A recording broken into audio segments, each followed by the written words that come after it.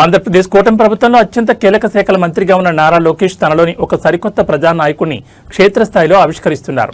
మంత్రి హోదాను, అధికారిక ప్రోటోకాల్స్ ను పూర్తిగా పక్కన పెట్టి నేరుగా సామాన్య ప్రజల ముంగిటకు వెళ్లి వారి సాధక బాధకాలను అడిగి తెలుసుకుని సరికొత్త రాజకీయ శైలికి ఆయన శ్రీకారం చుట్టారు.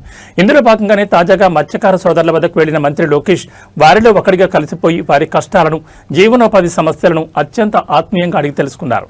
మంత్రి చూపిన ఈ చొరవతో స్థానిక మత్స్యకారులు తమకు ఒక అసలైన ఆత్మీయుడు దొరికాడంటూ సంతోషం వ్యక్తం చేస్తున్నారు.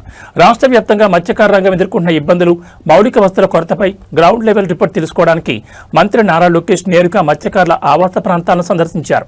సాధారణంగా మంత్రుల పర్యటనలంటే ఉండే హంగు ఆర్భాటాలు, బారికేడ్లకు భిన్నంగా సామాన్య ప్రజలు నేరుగా తన వద్దకు వచ్చేలా లోకేష్ అడుగులు వేశారు.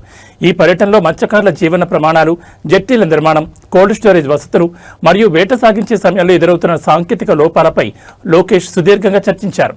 తమ సమస్యలు విన్నవించుకోవడానికి వచ్చిన వృద్ధులు, మహిళలను పేరు పేరున పలకరిస్తూ తాము అధికారంలోకి వచ్చింది మీ కష్టాలు తీర్చడానికేనని హామీ ఇచ్చారు. క్షేత్రస్థాయిలో ఉన్న సమస్యలన్నింటినీ విద్య, ఐటీ రంగానికి అనుసంధానిస్తూ మరియు సంబంధిత మత్స్యశాఖ అధికారులతో మాట్లాడి త్వరితగతిన పరిష్కరిస్తారని భరోసా ఇచ్చారు. తమ వద్దకు వచ్చిన పెద్ద నాయకుడు తమ కష్టాలను సొంత మనిషిలా వినడంతో నారా లోకేష్లో తాము ఒక అసలైన ప్రజా లీడర్ను చూసుకున్నామని మత్స్యకార సంఘాల ప్రతినిధులు కొనియాడుతున్నారు.